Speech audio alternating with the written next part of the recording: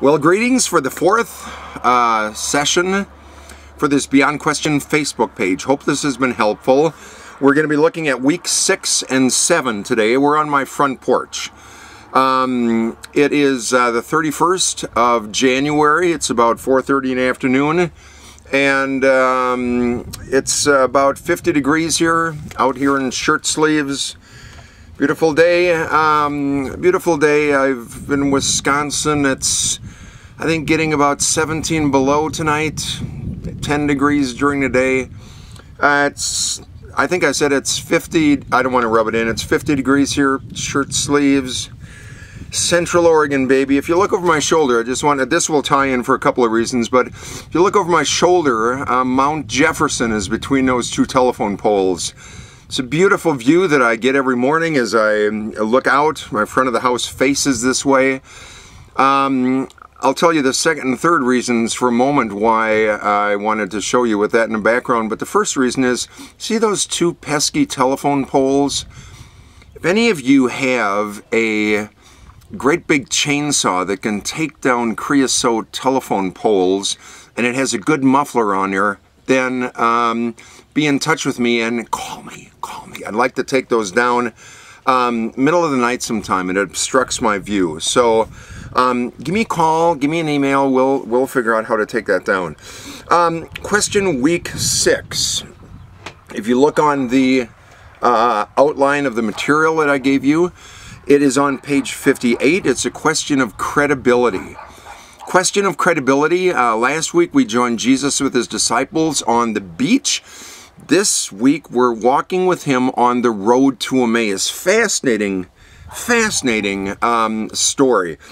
On page 58 it's all written out there, and if you notice in the bold, I marked 5 places where Jesus asks 5 questions. It's a question of credibility. Page 60 has the notes there. I want to make a couple of little references to what I made mention of in the book and in the notes, the Beyond notes, video notes that I put on the top in the files of this Facebook page.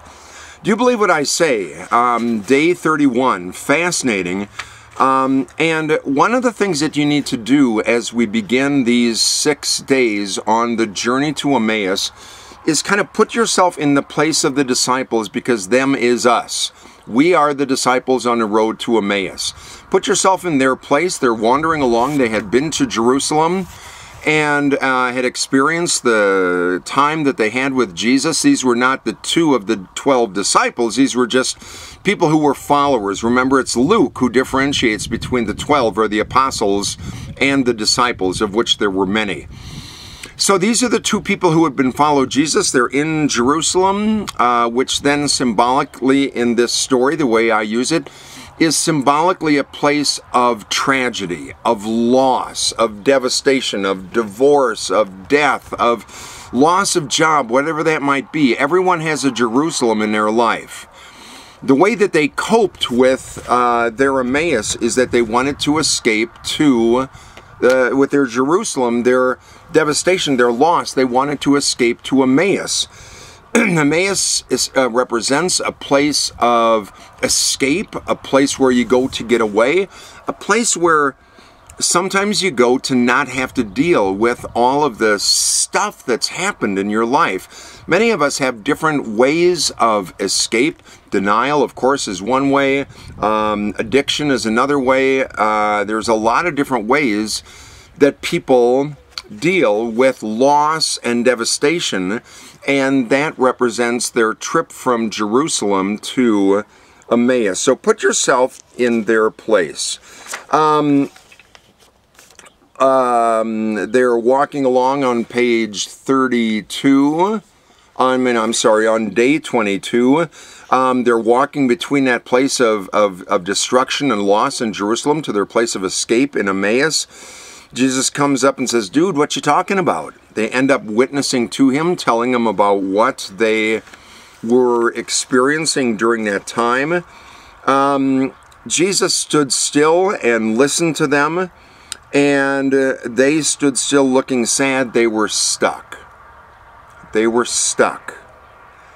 They didn't recognize that Jesus was with them, and they were stuck. The mountain will become important as I tell you about that in just a moment. In the devotion on page 32, you might want to, if you're sitting in small groups, name a Jerusalem in your life, a place or time or event which caused you experience hurt or pain that shook the foundations of your life. Then name an Emmaus in your place, a place you go to escape, or something you do when you lost your sense of direction. The reason I chose this toward the end of this study is because if you've been doing small groups or conversations, there's been a growing sense of trust and sharing in the group. Maybe this is a time for people to talk about some of those things. So, page 33, they stood still looking sad. The disciples were still living in the past. There's that whole emphasis on day 33. Was it not necessary? The whole emphasis, I mean, there's all kinds of stuff that you can go to on this. The disciples failed and they saw themselves as failures. The John Maxwell book, Failing Forward, is an old book. You can do all kinds of examples of people who fail are not failures. People who fail are the ones who don't get up again. If you fail and get up again, you're not a failure. What matters most is not the last time you fell or what caused that fall. What matters is the last time you got up. You can really bring that sucker home strong in a sermon. I really encourage you to do that. What I wanted to do is, this will tie into the final day, the final week, day 36, skip over to that. Jesus says, do you have anything to eat? There's a whole emphasis that you can put in here that Jesus is real and he's alive. Do you have anything to eat? Man, I want a good fish sandwich from McDonald's. You know, he wants something to eat. And so he ate it in their presence. I mean, their eyes were opened when they recognized him in the breaking of the bread. This text is so rich. Read through the devotions, read through the booklet that I gave you. There's lots of things that you can do with this text this week. Worship helps back in the spiral in the notebook are on page 61. Lots of different things you can do there. Again, Jason Gray has this song, I Am New. The last one I recommended yesterday in the last video was Tell Me Who I Am. I'm a beloved child of God. I Am New, Jason Gray. Now, the reason I wanted to have the mountain in the background is because it will tie into the last session, whom are you looking for? If you look at the mountain for a second, one of the fascinating things about a mountain is that it represents an insurmountable challenge. This is Mount Jefferson. People don't climb Mount Jefferson, but people climb, I've climbed Mount Hood, I've climbed Mount St. Helens, I've climbed Mount Adams. A great big mountain like that represents a challenge or an adversity, like the disciples on the road to Emmaus. There's a book that I mentioned in the book called The Adversity Quotient by Paul Stoltz, and he says that really we all face adversities in our lives, mountains of adversities, just like a mountain like that. He says there's 3 reactions that people have. You talk about failing forward, you talk about facing a mountain of adversity, you talk about the importance of not so much it matters when you last failed, but when you last got up. That's what matters. When facing a mountain of adversity, Paul Stoltz says, and this will tie into what we'll talk about in 6 minutes, so that's why I'm sharing it with you. Mountain of adversity, obstacle, challenge, whatever it might be. Some people approach a mountain of adversity and say, I just can't do it. I'm going to quit. I'm going to go home. So maybe they've gotten all their gear packed to go climb a mountain, and they get up to it and say, dude, that's just too big. I'm not up for the challenge. I'm just going to go home is the first one. They quit. Second response that people have to a mountain or adversity in their lives is they camp. They camp. They just set up camp and stay there. And if y'all have any of those people in your congregation, It's just my lot in life. God dealt me these problems. There's nothing I can do about it. You know, why should I change? Why should I do this? Why? Spinning down. It's just my lot in life. So they camp. They set up a base camp and they just stay there. Camped. Excuse me. Camped with their old problems and obstacles and challenges. And they kind of get used to them like a great big wart on your toe. And they kind of just live with them. And they camp and they don't do anything. Third response to an obstacle in your life is you climb. You climb, like we've talked about the journey aspect. Sometimes the climbing, you don't go over to Jefferson or Hood, Adams or St. Helens, which I've climbed. Awesome, by the way, but that's not the point of this. Being up to 11,500 feet is utterly amazing, but that's not the point of this. You don't just go straight up a mountain. You go kind of switchbacky. You go circuitously like a journey, and sometimes the journey goes switchbacks, ups and downs. But if you're making progress toward summiting that mountain or that challenge or kicking butt on that obstacle, if you're making progress, no matter how slow it is, baby steps will get you up a mountain. It may take a little bit longer, but you hang in there and eventually you will overcome that obstacle. Quit, camp, climb. Think of that as we turn to page 63 on the Beyond Question stuff, the question of sovereignty. Whom are you looking for?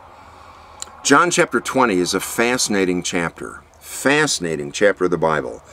Jesus is crucified. The disciples have a race to the tomb. When they get in there, Peter and the other disciple, they peer in. They see that Jesus is not there. And then the words, then they went back to their homes. Oh my gosh. Talk about the saddest verse in the Bible. Jesus has been raised. He's not there. The stone has been thrown aside. The stone has been thrown aside, not so much to let Jesus out, but to let us in. That's an emphasis in one of the days. They see this happening. Then the disciples return to their homes. They quit.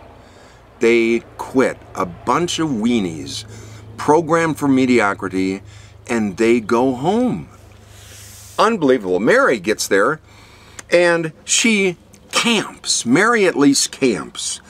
As she wept, she bent down to look over the tomb, and she saw two angels in white. They said to her, "Woman, why are you weeping?" She said, I'm reading from page 63, question and sovereignty, whom are you looking for? She said to them, "They've taken away my Lord. I don't know where they've laid him." When she said this, she turned around and saw Jesus standing there. Just like the disciples had been with him on a road to Emmaus, but she didn't know it was Jesus. Maybe like you. You're going along, you don't know Jesus is with you, and then you look back in retrospect and say, yeah, Jesus was there. Supposing him to be the gardener, she said to him, "Sir, if you've carried away, tell me where you've laid him, and I will take him away." Jesus said to her, "Mary." Jesus spoke her name, and in the speaking of her name, she recognized him. Oh my goodness, what a great text to preach on Sunday morning, where Jesus says your name.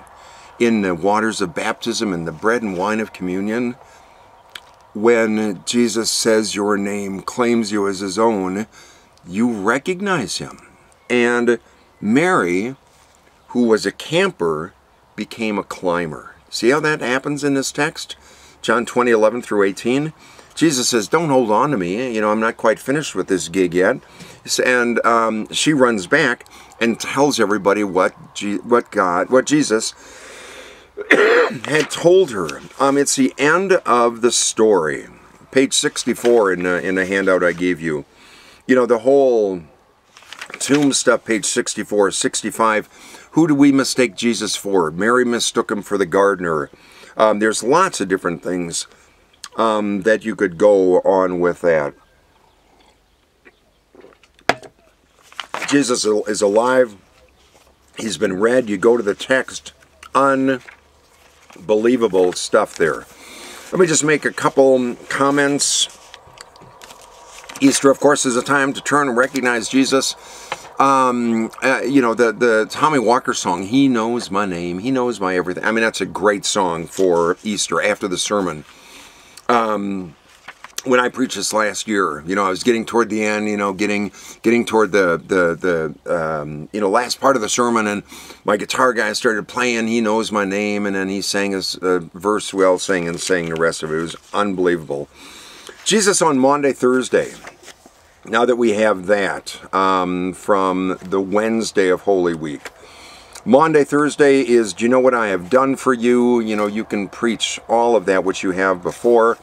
Day 39, my God, why have you forsaken me? Psalmist talks about that with tragedies. We feel like that. I've seen people dealing with loss. Just read through the devotion there. There's so much there that you can preach on Good Friday. One of the initial versions of this book had a quote from Ed Marquardt, who does sermonsfromseattle.com. And on a Good Friday, he says, when you're facing a situation like Jesus is feeling, my God, why have you forsaken me? He made reference to when you're in a place like Jesus, do what Jesus did. He grasped out and he said, my God. He held on to God with his right hand, my God, right hand and left hand, and held on and wouldn't let God go. When you're facing challenges, hang on to God with your right and left hand. Day 39, Good Friday. If you're looking for an awesome Sandy Patty, she does Via Dolorosa. And it ends with the old rugged cross. Search for that on YouTube. It's unbelievably awesome. Sandy Patty's gotten old, but she can still belt it out. So check that out on YouTube. Day 40. Day 40, we return to that theme that seeing is believing. Jesus says, have you believed because you have seen me? Blessed are those who have not seen and yet have come to believe. That's us. That's us. That's how John sets up the purpose statement for his gospel, with Jesus saying, blessed are those who have not seen and yet have come to believe. So with that really comes the end of this fourth video to walk you through the book Beyond Question. I hope it's been helpful, and if you're still listening to this, I want to remind you, if you do have a chainsaw, come and call me. And I hope it's been helpful to you, and I would really encourage you to just witness to Jesus. Tell about him in these questions. It's a methodology for deepening discipleship. It's a way in which you can start to resolve congregational conflict. It's a way in which you can start a vision team this summer. Talk to me, Facebook me. I'd love to talk with you about how you might do that with the Leading on Purpose book, other kind of resources. There's all kinds of stuff available. Be in touch with the Facebook page. I really encourage you. I thank you for using this book for the Lenten journey, and I hope it blesses you and blesses your congregation. Thanks so much. It's been honest to goodness, it's been a privilege to write this book. It's been a privilege to have you use it in your worship, and I pray that it might bless you and the people you serve. I will see you again. Thanks much. Bye-bye.